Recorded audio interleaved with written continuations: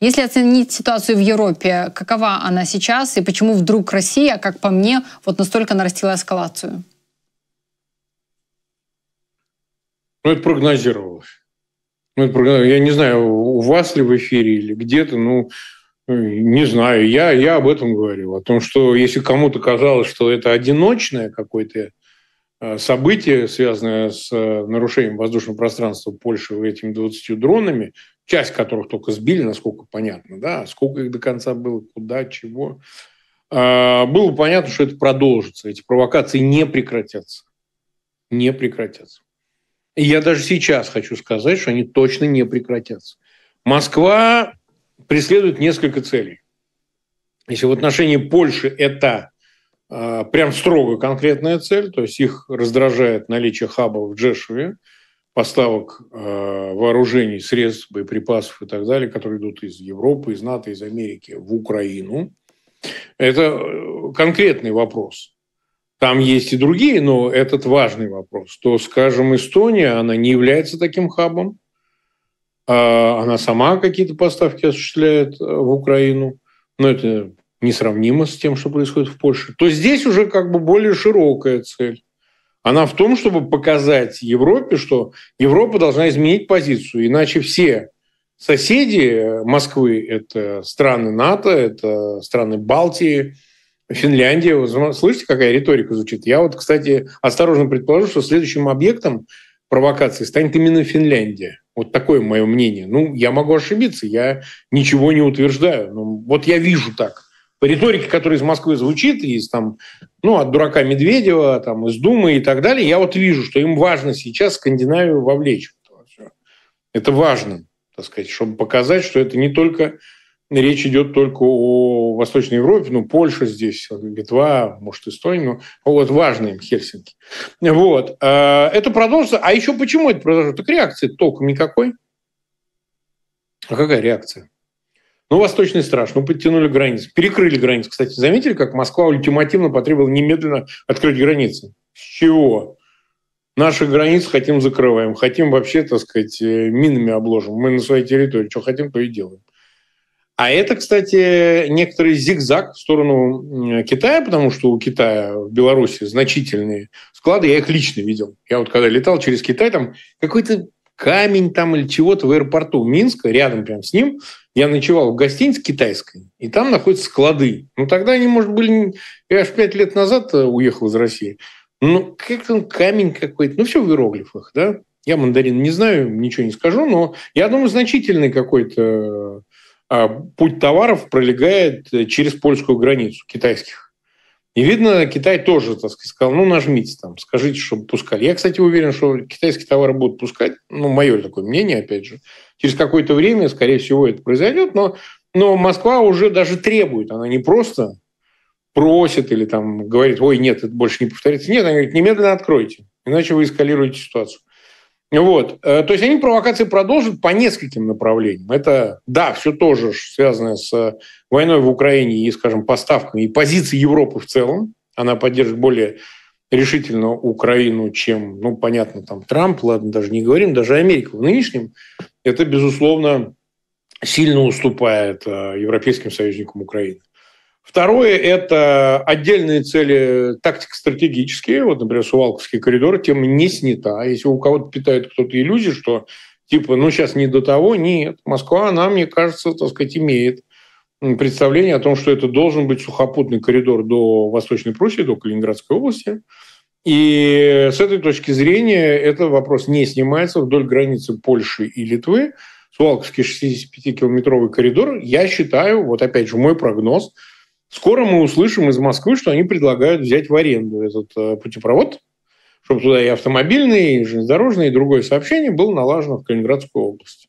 Так же, как это было с Зангезурским коридором, который на 99 лет взят в аренду Соединенными Штатами Америки, которые взяли на себя и кое-какие политические и другие обязательства. Я думаю, мы скоро услышим. Они могут подставить Беларусь, что Беларусь хочет взять в аренду, что-нибудь такое, знаете. Либо Китай возьмет в аренду этот Сувалковский коридор. В общем, тут фантазия, значит, разнообразная, возможно. Но сами по себе все-таки в целом, я бы сказал, Москва тестирует. А это четвертый военный аспект. Тестирует, а что может Европа? Будет Европа сбивать Беспилотники она может их сбивать. А будет ли самолет сбивать, если они будут нарушать воздушное пространство этих стран? Да? А будет ли она размещать ядерное оружие на территории этих стран? Хороший вопрос. Авиационного базирования и другое. А будут ли подтягиваться войска, создаваться новые базы натовские на территории Польши, Литвы, Эстонии, где-нибудь в Нарве, понимаете? И так далее. То есть это все необходимо Москве выяснить. И пока этого теста, этого экзамена Европа, будем говорить честно и прямо, не проходит. У нее это не получается. То есть пока все очень и очень плохо для, скажем так, для Европы. Будем честны. То есть ситуация для нее не очень хорошая. Ровно поэтому провокации будут продолжаться. Пусть иллюзий никто не питает. Провокации не закончатся, они будут продолжаться. Я думаю, что, повторяю, в ближайшее время нравится Хельсинки, Финляндия, и, может, какие-то еще будут, но используя дроны, нарушение воздушного пространства. Мне очень нравится хельсинская история. Они, наверное, попробуют как-то новую точку, новую зону освоить. Вот так я бы сказал. Как вы считаете, какой должна быть сейчас реакция Европы? Реально какой должна быть? 5-я статья НАТО? Вы понимаете, ее по-разному можно понять, потому что прямая агрессия – это вопрос, который можно по-разному интерпретировать. Ой, нечаянно залетели, ой, не то, ой, не туда. А что мешает сейчас предпринять ряд мер? Обсуждать бесполетную зону на территории Украины, например, как ответный шаг. Хотя бы над частью территории. Никто же не говорит сразу, всю территорию Украины накрыть. Может, и возможностей таких нет. Мы видим, что с ПВО и с самолетами, и теми же F-35, и со сбитием этих дронов и ракет не все просто, но хорошо, вы хотя бы демонстративно, символически это можете сделать над западом Украины? Просто там разместить что-то, наземную часть, воздушную, базы. Сегодня Зеленский же заявил, что консультации идут между Румынией, Польшей и Украиной на предмет общих действий, общих усилий против дронов и других средств, которые Москва запускает, и которые уже теперь, эта речь идет не только об Украине, но еще и теперь о Румынии и Польше. Может это делаться в рамках трехсторонних. И базу эту разместить именно где-нибудь во Львове, в Тернополе. И сбивать все, что там движется. В сторону Польши, в сторону Украины, в сторону Румынии. Неважно. Все сбивать. Ракеты, дроны и так далее. Может. Может потом расширять эту бесполетную зону на центральную Украину, на восточную Украину. Понятно, что из 100% будут сбивать, как и сейчас Украина сбивает. 70, 80, 90%. Неважно, в этом диапазоне. Но все равно же больше собьют. Меньше людей погибнет. Меньше объектов пострадает. Может Европа это сделать? Может. Осуществлять этот восточный страж и так далее на территории Украины может? Может. Второе. Зачем бесконечно говорить о контингенте, который разместится после заключения мира, который никогда Путин не заключит с Украиной при посредничестве Трампа? Может быть, сейчас все-таки ввести войска на территорию Украины? Тут Макрон недавно заявил очень резонно. Он говорит, погодите, а Украину или кого бы то ни было, Европу, Путин спрашивал, когда заводил северокорейские войска в Курской области? Он кого-нибудь спрашивал? Нет. А почему Украина должна спрашивать, заводить ей на свою территорию иностранные войска или нет? Почему она должна это делать? Какое здесь должно быть объяснение? Какие резоны? Ой, идет война, вы тогда являетесь такой же легальной целью, и мы будем с вами воевать. Воюйте. Посмотрим, чем это закончится для Москвы. Воюйте. Почему нет-то? Зачем надо пытаться избежать этого? Я понять не могу. Наоборот, для того, чтобы этого избежать, надо это сделать. Парадокс заключается в этом. Для того, чтобы избежать дальнейшей эскалации для Европы, ей нужно вовлечься в конфликт в Украине, не непосредственно, они же не будут воевать военнослужащие, если разместятся эти контингенты во Львове, в Тернополе, в Ивано-Франковске, в Ужгороде, неважно. Они же не на линии фронта размещаются. Начните с этого. Создайте зоны безопасности. Дальше уже идет цепочка разного рода действий, решений и так далее, которые показывают, что вы, конечно, можете захватить еще и Константиновку, и Покровск, но вы учтите, мы там, где уже находимся, французские, британские, польские, литовские, другие войска, сюда вы никогда уже не придете, вы никогда не завоюете этих территорий, мы здесь. Имейте это в виду. Страны НАТО здесь. Вы там воюете на линии фронта? Сумская, Харьковская, Донецкая, Запорожская, Херсонская область. Воюете, да. Ну, что делать? Тут уже скоро 4 года война. Но вот сюда вы уже никогда не придете. Вы никогда не захватите Киев, Львов, там, ну и как я выше сказал. Это символический жест. Он очень важный. Очень важный. Тогда мотив-то какой продолжать войну? Если ты, желая, а Путин желает захватить всю Украину, но точно знает, что какую-то ее значимую часть, условно 50-60% украинских территорий, сейчас 80 из 100 контролирует Киев, вы никогда не захватите, потому что вы столкнетесь с иностранными войсками. Вот конкретно британскими и французскими. Другими. Поэтому Европа может прямо сейчас начать осуществлять миротворческую операцию на территории Украины. И для этого нет никаких препятствий. Это только согласие украинской власти, правительства, президента, главнокомандующего и так далее. Если Украина согласна, а какие препятствия? Вводите, размещайте базы, дислоцируйте, накрывайте их зонтиком и так далее, и так далее. Третье. Много разговоров относительно президента Навроцкий. Польша сказала о том, что мы все-таки планируем то-то еще. Я думаю, что они уже что-то разместили. Мой такой прогноз, что-то уже есть на территории Польши, какие-то авиационные группы французские с ядерными боеголовками. Я думаю, уже пробные какие-то есть.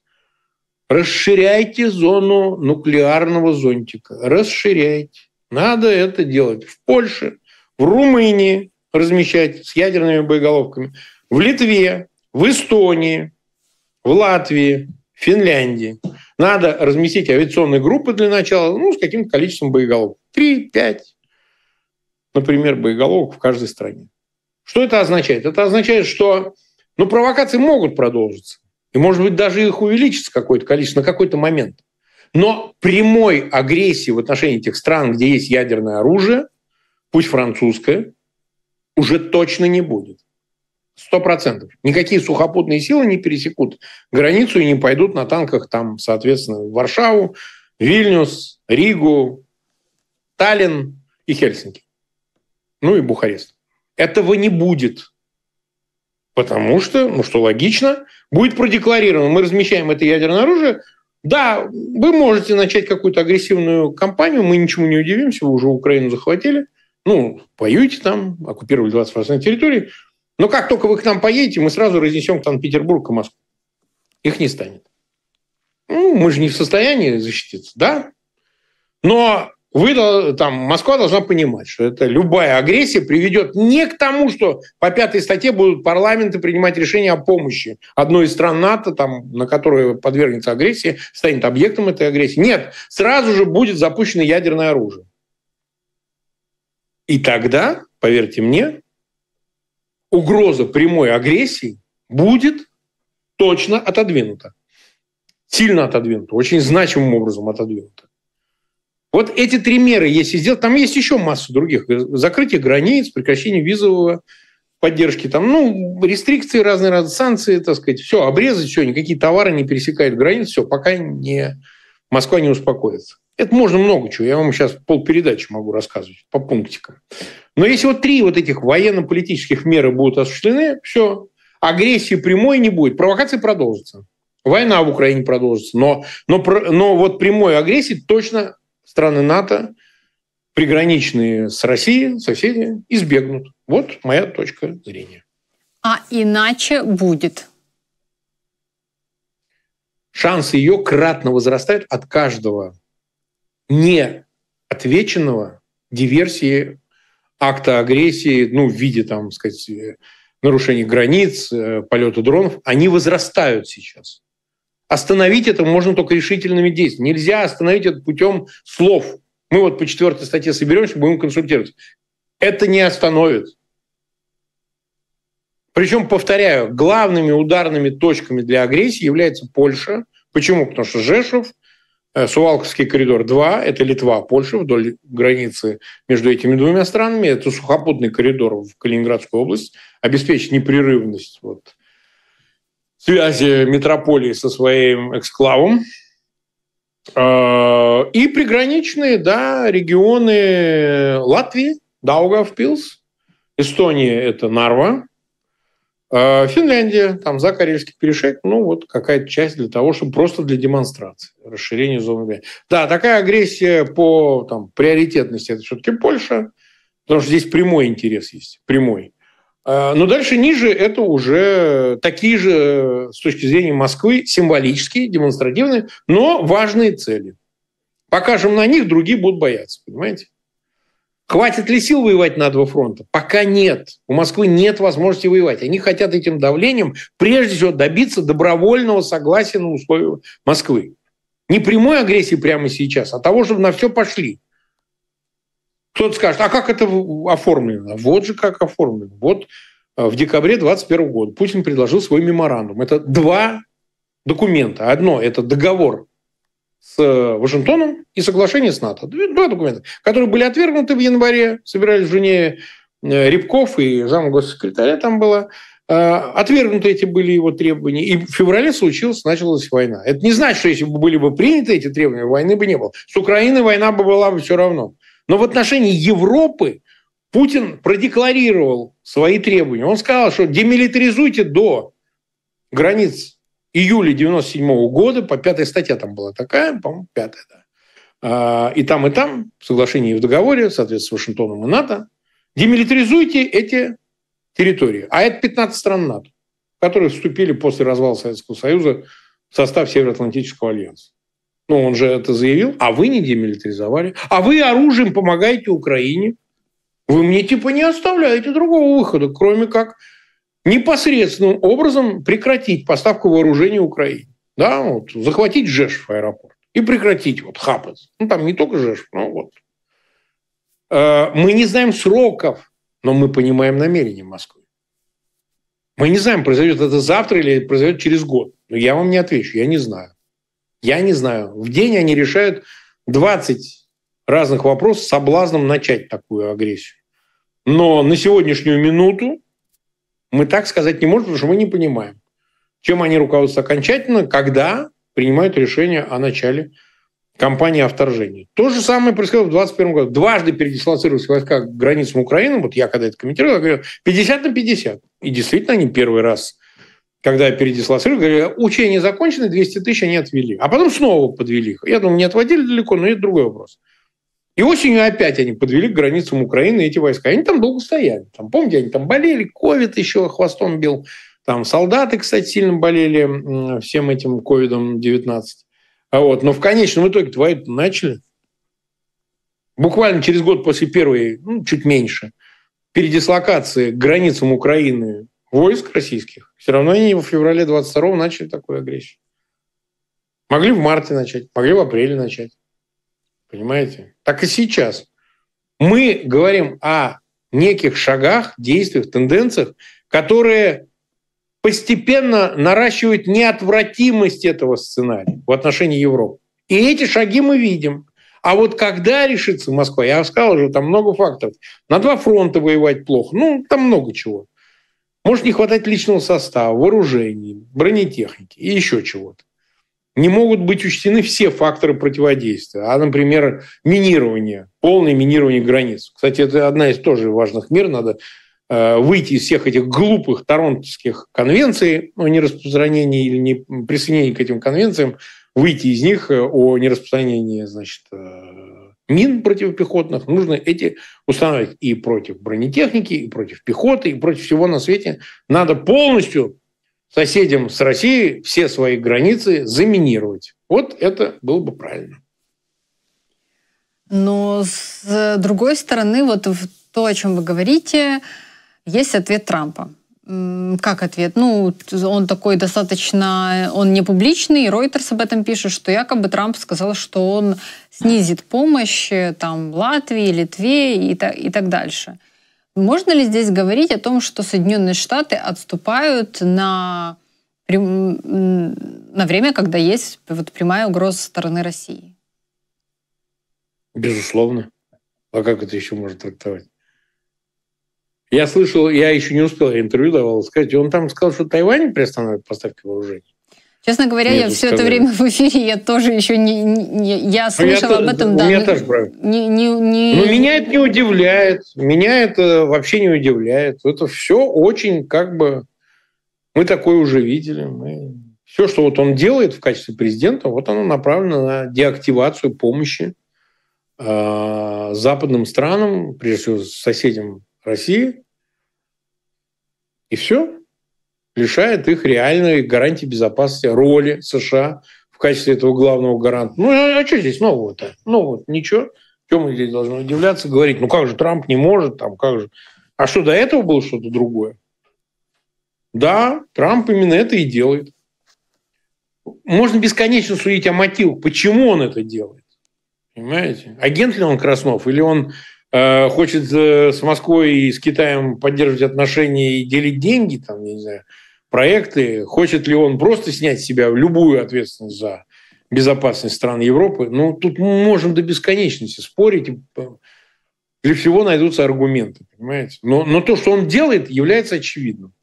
И не является каким-то случайным набором действий. Нет, он очень последовательный. Он снимает с себя все обязательства за трансатлантическую безопасность. Делает это по чуть-чуть. Варит лягушку медленно. А значит ли это, что Европа должна, так сказать, таким образом сама отказаться от защиты самой себя? Ну, это же глупо. Конечно, нет. А если нет у Америки, вот она улетела на Марс вместе с Трампом. Это что, означает, что не надо сопротивляться, что ли? Окопы надо рыть. Рыть окопы. Понимаете? Вот все. Да, я думаю, что действительно Соединенные Штаты снимают с себя ответственность, и это делается достаточно последовательно на протяжении уже долгого времени, ну, как минимум тех месяцев, что, значит, Трамп находится у власти. Здесь без вариантов. Вопрос, почему и зачем? То есть, если это стратегия, чтобы переманить Россию и отдалить ее от Китая, эта стратегия не работает. Я не понимаю, зачем. Я же выше сказал, что если мы сейчас начнем пытаться понять эту логику разумными, рациональными объяснениями, дать этому какую-то попытку объяснения, да, но нет, у нас нет такой возможности. Почему? Потому что есть много составляющих, которые для нас не являются очевидными. Мне проще всего было бы сказать, что он агент Кремля, ему денег дали. Мне бы лично проще всего было, но мне нужны факты.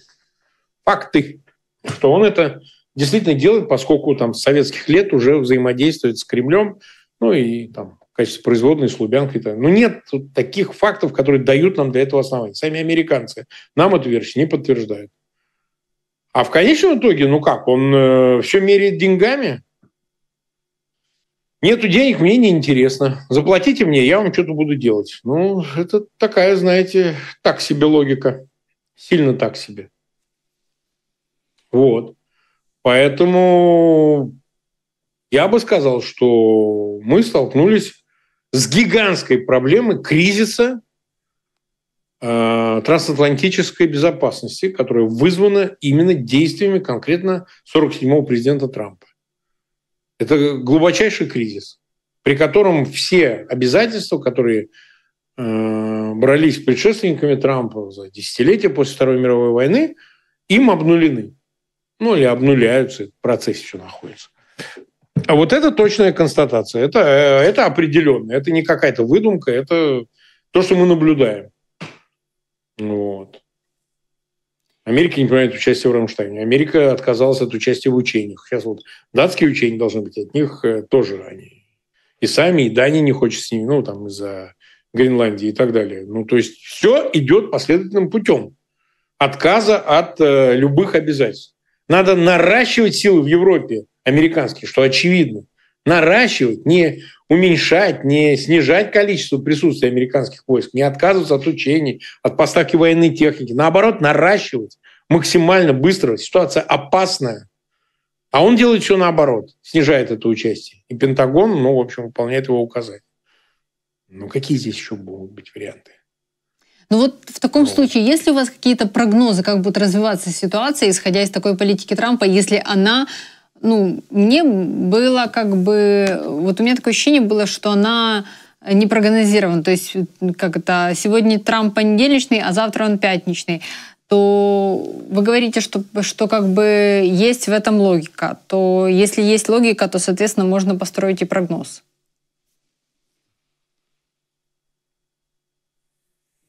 Ну, я думаю, что Москву это соблазнит еще сильнее, во-первых. на то, чтобы продолжать провокации и создавать атмосферу, в которой Европе будет практически прямо указано о том, что она должна оказывать давление на Украину, чтобы она капитулировала. Они считают Трампа своим союзником. Москва считает Трампа своим союзником. Все это будет продолжаться как минимум до ноября 2026 года, когда пройдут промежуточные выборы в Палату представителей Соединенных Штатов, Конгресс. Это будет продолжаться. С этим ничего нельзя сделать. Я не верю, что сейчас есть механизм воздействия на Трампа и его администрацию в другую сторону. Внутри уже трамповской администрации сложилось несколько крыльев. Есть проукраинское, скажем так, антимосковское крыло. В него точно входит Кит Келлог, советник Трампа по Украине, помощник. Это Марко Рубио, который занимает две важные должности. Главы Госдепа и еще он советник по национальной безопасности, вместо Вольца, который ушел из-за скандала, сигнал скандала. Противостоит ему явно советник Уитков, который занимается Ближним Востоком и Москвой, Россией. Это Венс, вице-президент Венс. Я думаю, Хексет примыкает к этой группе. Не радикально, но он примыкает к группе МАГА, он очень исполнительный. И в тех случаях, когда Трамп склоняется, как вы говорите, понедельник и пятница, он с легкостью и решимостью выполняет его указания, особенно те, которые касаются, о том я сказал выше, снятия с себя ответственности за трансатлантическую безопасность. Он с охотой в это идет. С охотой, с большой охотой. Пятница и понедельник объясняется влиянием этих двух групп. Чаще всего в понедельник на него влияет группа первая, которую я сказал, а в пятницу частенько вторая группа, которая скорее сдерживает его усилия по части исполнения обязательств по поддержке Украины, по трансатлантической безопасности, поддержке европейских союзников, в том числе теперь и Тайваня, и в Юго-Восточной Азии активности и так далее. Он с Китаем договаривается. И готов ради этих договоренностей пойти на уступки, весьма значительные. С Москвой он тоже договаривается, но там хуже ситуация, потому что Москва водит его за нос, и он это знает. Прекрасно и хорошо знает. Говорить о том, что он не понимает, он не настолько дурак, он все прекрасно понимает. Он не может получить свое, но он прекрасно понимает, что делает Путин. Путин просто-напросто над ним измывается. Но это другой вопрос. Так или иначе, безусловно и конечно, мы чаще будем видеть пятничного Трампа. Он лучше себя для этой группы, условно МАГА назовем ее, изоляционистов, тех, кто кругов за снятие с себя ответственности любой, в том числе и материальной, за какие-то решения в пользу третьих стран, неважно, Израиля, Украины или Европы. Мы чаще будем его такого видеть. Чаще мы его будем видеть такого, нежели понедельничного. Кстати, 14 июля заявление, когда он об ультиматуме делал, он делал его именно в понедельник. Но и все. После заявления ничего не последовало, никаких... Конечно. Никаких санкций. Потому что пятница. Потому что случилась пятница. За 14-м случилось много пятниц. Знаете, нет, так он был изначально такой. Так что тут, знаете, надежд мало. Кит Келлог говорит, что Трамп, он внутри намного более злой на Путина, чем показывает это на публике. Но Европе нужно рассчитывать на саму себя сейчас. Как вы видите, сейчас есть в Европе, там есть Франция, есть Германия, есть Великобритания. Эти страны, могут ли они взять на себя какое-то лидерство, если Соединенные Штаты действительно отойдут? Нет. У них была масса возможностей. Франция и Британия могли это сделать. Если бы они завели контингент, как хотели, эта инициатива была Макрона, в 23 году, в феврале, он ее высказал впервые. А в 24-м, извините, году. 24-м, простите. Это была вторая годовщина. Он в Елисейском дворце это объявил. На вторую годовщину в феврале. Если бы они по этому пути пошли, сразу после прихода Трампа, начала его каденции в качестве 47-го президента, то, наверное, да. Они говорили о создании европейской армии параллельно с НАТО. Они говорили о, так сказать, программах перевооружения и так далее. Но тут могло бы что-то возникнуть. Могло бы. Но они же не пошли по этому пути. Они потом сказали, да не, ну зачем? Пусть Трамп все. Пусть на нем будет полнота ответственности. А мы будем потом говорить, так это же Трамп, в чем это? Мы предлагали вступить после его прихода к власти 20 января в переговоры с Россией. Он сказал, не надо, у вас была возможность. Мы не вступили. А у него сильно получилось? Нет, не получилось. Ну так это ж что? Это ж Трамп виноват, а не мы. Чего вы нас так меняете? Мы норм, а он вот так вот. Ну и так далее. И так во всех других вопросах, понимаете? И так во всех других вопросах. Так что я бы сказал, я не вижу здесь претензий на лидерство, потому что оно несет с собой ответственность. Если ты претендуешь на лидерство в Европе, на субъектность в широком смысле, то тебе придется нести издержки, в том числе и военные, в том числе и, возможно, гибелью своих солдат, если ты направишь их на территорию Украины. Но поскольку этого не происходит, этого не делается, то я не понимаю, как можно обрести лидерство обычными декларациями. Мы. Нет, никого это не напугает, особенно Москву. Слова Москву не пугают. Москва не верит в решимость европейских союзников Украины. Просто не верит. Она считает, что это все ерунда. Вот так они считают, понимаете? Просто для того, чтобы прислать сюда миротворческие контингенты и, в принципе, говорить о гарантиях безопасности, нужно хотя бы прекращение огня. Но Путин же и на это не идет. Не идет. И не пойдет, потому что нет силы, которая его может заставить. Эту силу должны употребить прежде всего Соединенные Штаты и вместе с ним Европа. И тогда у Путина не останется никакой возможности, кроме как это сделать. Понимаете? А Путин, понимая, что ему ничем это не грозит, он может водить всех за нос. Что он, собственно, и делает. Вот. Он уже отказался от 30-дневного прекращения огня, и вслед за ним Трамп после Аляски сказал, и мы тоже не будем на это настаивать. Это же идиотизм. Это же твоя инициатива, Трампа. Ты же сам сказал, что это краеугольный камень достижения мира, потому что в момент 30-дневного прекращения, всеобъемлющего прекращения огня, можно начать полноценные переговоры и добиться на них каких-то соглашений более долгосрочных, более устойчивого, прочного мира. А сейчас как? Мы со старта договоримся о мире. Да невозможно это, вообще невозможно. Для этого нужно иметь твердую, добрую волю, желание со стороны Путина. Как минимум встретиться с Зеленским. Зеленский готов встретиться, а Путин нет. Ну и что? И как ты это сделаешь? Как вы можете договориться? Трамп будет договариваться? Ну, так он пытался, он же в Аляске встречался. О многом он договорился? По-моему, ни о чем. А о чем конкретно Трамп договорился? Продолжать консультации. Я, говорит, Путину позвоню. Ну, звони. Нет, я не думаю, что здесь какие-то перемены стоит ждать в ближайшем будущем. Если Трамп не будет использовать тактику давления на Путина, такую, которая неотвратимая, болезненная и так далее, травмирующая, то все будет продолжаться, как есть, прямо сейчас. Я думаю, что весь 25-й год война будет продолжаться, и шансов на ее остановку пока нет. Вот вы говорили о том, что у Путина беда с ресурсами, мы говорили о человеческом факторе. Если говорить о деньгах, то что Путину дает возможность продолжать войну? Ну, я не буду говорить о том, что там Европа закупает у Путина энергоресурсы, потому что это вообще смешно, когда у тебя на границе может стоять армия чужая, а ты покупаешь у этой страны ресурсы. Но что дает основной доход? Это торговля с Китаем, это торговля с Индией. Это что? Вот, что Путину дает возможность? И насколько, вот сейчас говорят о рецессии экономики, что там в октябре уже ситуация будет совсем плохая. Путин на заседании этих глав фракций говорит, что нужно бы сделать налог на богатство, но не переборщить. Вот это вот все у вас вкладывается в картинку того, что воевать скоро будет нечем? Нет, у меня не складывается такая картинка, потому что, во-первых, все-таки Путин заручился достаточно твердой поддержкой Китая.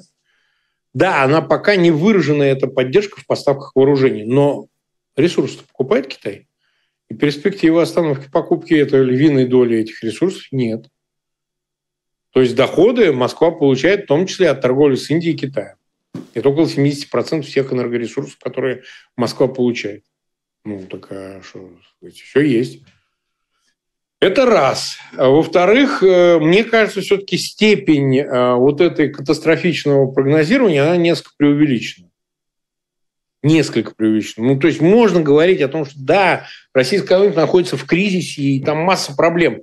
Но говорить о том, что это может повлиять на решение о продолжении войны Путина, нет. Так нельзя сказать. Мы не видим для этого достаточных оснований и признаков. Даже убыль, а она гигантская. Вот Путин называет 700 тысяч, говорит, в зоне боевых действий, на линии боевого соприкосновения российских военнослужащих находится. Умные люди сделали подсчет. Вот я у Романа Цымбалюка видел отличный пост в Фейсбуке. Он говорит, он все свел вместе, сколько было направлено в зону боевых действий за эти 3 года и почти, 8 уже месяцев, 7. Так там получается 1 770 000. Это что получается, 1 000 000 убито? Ну пусть не 1 000 000 убито, пусть там 500 вернулись. Здоровые, калеки, неважно. 1500-600 ты угробил уже? Ну, это точно, 100%. 100%. Там, Генштаб ВСУ дает другие цифры, там, больше, в 2 раза. Ну, какая разница-то? А если 500 всего лишь убил или 600? Ну, это что, мало, что ли? А проблема заключается в том, что проблема личного состава у него хроническая, она будет и дальше. Она никуда не денется, убыль огромная, российские войска пытаются наступать, и они, знаете, воюют как по глобусу. Сталин по глобусу назначал днем рождения, значит, когда взять Сталинград, и так далее. Вот. Ну, почти так же они воюют, мамки новых нарожают. Известный жуковский тезис. Пока есть кому рожать. Ну, я так условно утрирую. То есть у них резерв есть. Могут ли они пойти на мобилизацию, опять частичную, еще один этап, чтобы 300-350 тысяч изыскать? Могут, но это более критический момент, они к нему готовятся. Мы видим признаки. Электронные повестки, значит, запреты на выезд. Вновь они сейчас перебирают, сортируют находящиеся в резерве, военнослужащих, 1, 2, 3 категории. Они все подбирают, все прикидывают. Как можно этих людей быстро отправить на фронт? Они это делают. Но, повторяю, экономические проблемы, которые хронические, а сейчас они уже перерастают в откровенно кризисные, они не могут напрямую в моменте или в ближайшие полгода, год даже повлиять на остановку войны, потому что решение о продолжении войны Путин принимает не исходя из экономического состояния дел в России. Не из этого он исходит. А личный состав, да, пополнять, это более чувствительный вопрос. Ну, а воевать-то кто будет? А сколько несет война с собой издержек, там уже подсчитали западные эксперты, там тратят бюджет прямых и косвенных расходов на войну под 50%. Могут же, раз продолжать тратить и не останавливать войну, значит, это для них допустимая издержка. Вполне. Так что я бы сказал, что нет, я не думаю, что здесь стоит говорить о том, что война несет с собой ту издержку и те издержки, которые могут повлиять на ее остановку со стороны Москвы. Мы пока этого ничего не видим. У меня к вам такой вопрос на конец нашего разговора. Россия сейчас очень серьезно продвинулась в технологии беспилотников. И это достаточно странно, да. Потому что у России нету, как по мне кажется, по крайней мере, она не показывала изначально, в начале этой войны, не показывала вот такого вот темпа. То есть специалистов там как таковых нету. Кто помогает? Как вы считаете? Ну, сомнений никаких, это делает Китай. В этом нет никаких. Только Китай, да? Ну, это был Иран со старта, вот эти герани, они начали производить по аналогам и запустили заводы в Елабуге тот же и так далее. Но сейчас такой интенсификации можно было достигнуть только если станки поставили, значит, оборудование технологическое, особенно для FPV-дронов, ну, я думаю, не только для них, Китай, китайское производство. Ну, это могло быть завуалировано подо что-то там, но я думаю, что да. Под этим есть основания. Они уже производят больше, чем в Украине дронов. Хотя Украина сильно продвинулась. Будем честны, Украине помогли Запад. Американцы вложили большие деньги, кстати, в производство дронов. Несколько миллиардов долларов при Байдене было вложено в заводы по производству дронов в Украине. Ну и Москва, в общем, для нее более острый вопрос даже не деньги, а именно что технологии. Технологии. На это было бы ушло очень долго, много времени, как это все наладить, чтобы производство бесперебойно работало. Я думаю, что да, можно говорить, что это Китай сделал. То есть фактически китайцы сейчас, они, знаете, входят в волну этой войны. То есть они подстраиваются, ну, если говорить о технологиях, о том, что это китайцы помогают, то они там подстраиваются, что-то новое придумывают. Ну, воюют вместе с Россией, получается. Нет, они не воюют с Россией. И не хотят нести ответственности за войну. Они делают это очень-очень завуалированно. То есть, да, станки продать, ну, а мы продали, а что они там будут этими беспилотниками, может, воздушных змеев пускать там или что-нибудь там, почту возить. Это мы не знаем. Они играют в игру, при которой ни в коем случае не нести ответственность за то, что делает Россия. Почему? Потому что, а если закончится ядерной войной, Китай не хочет оказаться наряду с Ираном, там, Северной Кореей, непосредственным виновным Белоруссии. Ответственно за войну. А зачем это? Не. Поэтому они откровенно, так сказать, саму военную продукцию не поставляют. И если она и поставляется, то через Северную Корею. Они помогают северным корейцам, а те поставляют в Россию. Некоторые виды продукции достигают до 50%. Говорят, боеприпасы вот в виде снарядов и так далее. То есть очень много поставляется. А вот прямые поставки, там, где, в общем, не очень даже в Северной Корее развито производство, но вот сейчас БПЛА, тут, я думаю, какая-то работа напрямую идет. Но опять же, повторяю, Китай не хочет нести ответственность за действия России. Он хочет, чтобы война продолжалась, но они прямо об этом заявляют. А вот нести за это ответственность? Нет. И поэтому говорить о непосредственном вовлечении можно, ну, скажем так, на уровне там, технологическом, экономическом, сырьевом, там, ну, где-то еще что-то. Может быть, помощь инженеров, но вот непосредственно нет. Не думаю.